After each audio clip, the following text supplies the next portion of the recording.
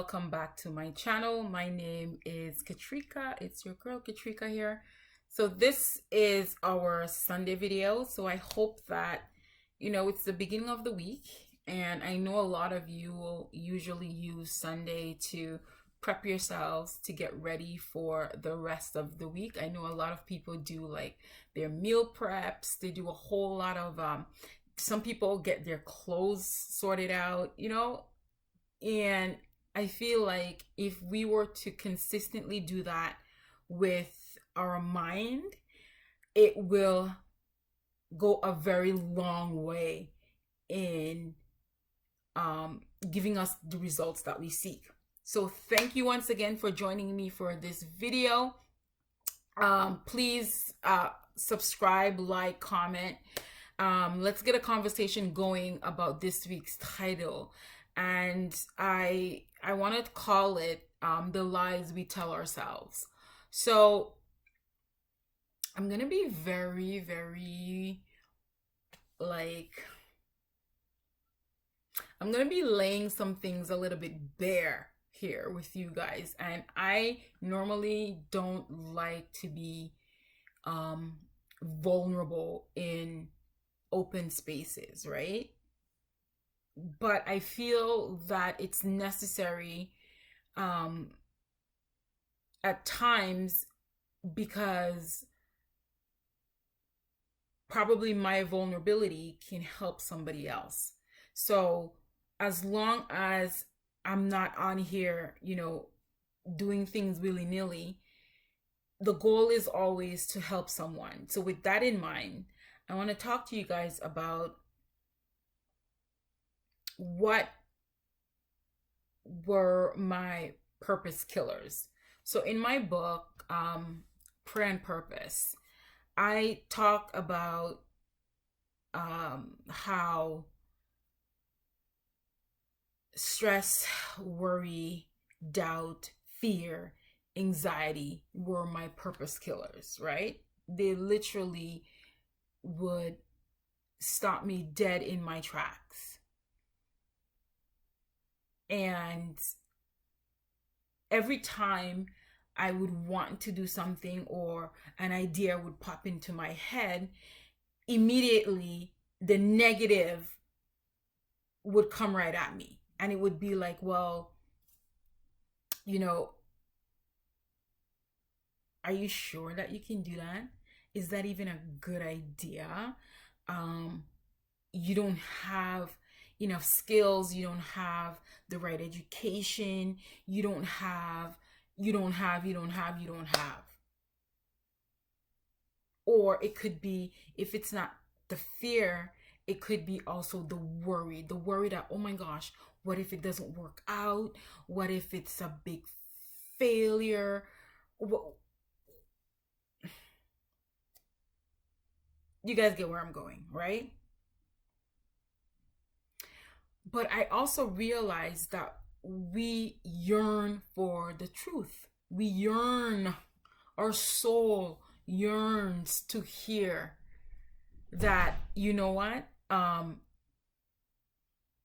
We've got this. You can, you have whatever it is that you need. You're well equipped. But for some reason, even when we hear the truth, we still believe, or we still accept the lie. Case in point. So I'm going to read to you guys literally from my book. And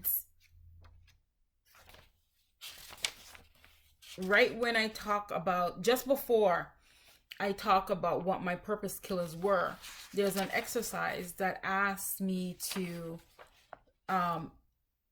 just make room for my thoughts and what I'm feeling and whatnot have you. And I, just to show you all, I did the work myself also. I didn't ask you guys to do anything that I did not do. This is the book. This is the work that I did for myself. So make room for thoughts and questions that I might have. And this came right after the Bible verse, anxiety in the heart of man causes depression, but a good word makes it glad. So, right after all of that, right after worry blinds us to God's blessing and his continuous favor, I had to write what I was feeling and be truthful, right? And this is what I wrote. What if what I'm trying to do doesn't work? And what if I'm not good enough? And one thing that I didn't realize was at the back of my mind as a worry, a doubt, a fear. And I didn't even realize it until I wrote it down. And this is why I say to you guys, don't be afraid to journal your thoughts, write your thoughts down, because you will be surprised at what you will learn. What is lurking in your subconscious that you're not really conscious of that needs to be addressed.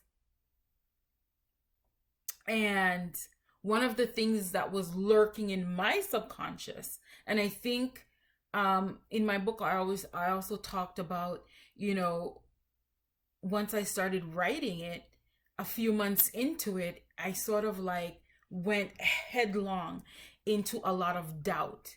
And the doubt was, who are you to write a devotional? You're not a pastor, you're not a theologian, you're not anything in that ilk, right?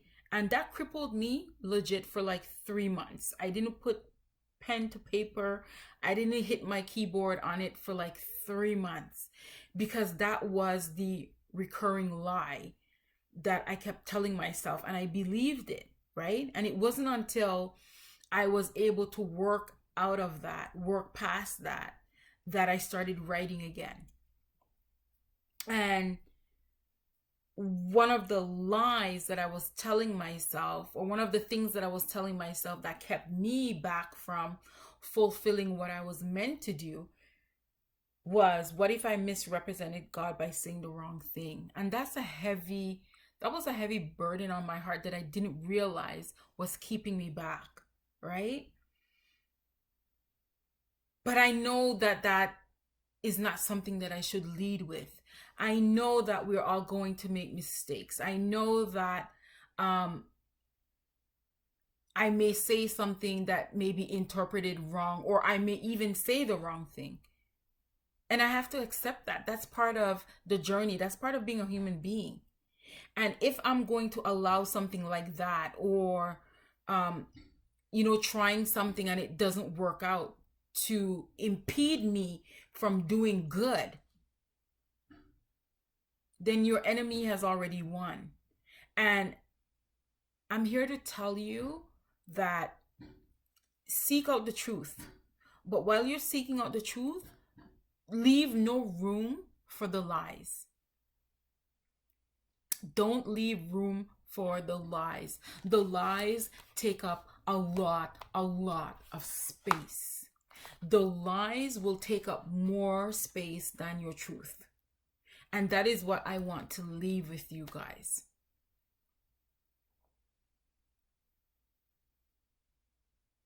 People will say a lot of things about you, some good, some bad.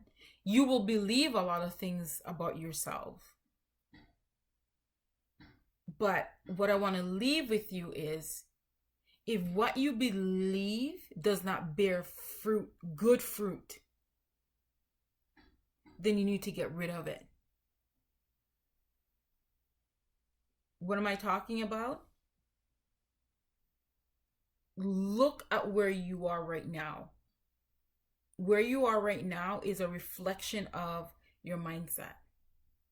So look at the fruits that you've harvested so far. And if it's not getting you to where you need to go, you need to identify, you need to assess, identify what is not working for you, and take action. I'm going to repeat. You need to assess, identify what is not working for you, and take action. So that's it for this video, my loves. Thank you so much for joining me. If you guys were hearing like a hammering sound, my neighbor is doing some work in his backyard, so I do apologize. I hope that you guys are in a place of abundance, and abundance in that you can look around you and be grateful for the things that are in your life.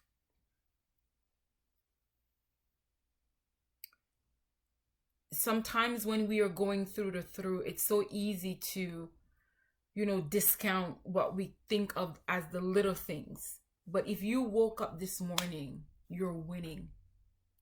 You are winning. Okay? So again, thank you guys for spending some time with me. Merci mes amis, je vous apprécie. Prends soin, prends soin. Keep on keeping on, you guys. There's so many great things ahead of you. Take care and have a fantastic week, and stay blessed. Don't forget, comment, like, and subscribe, everybody. Take care.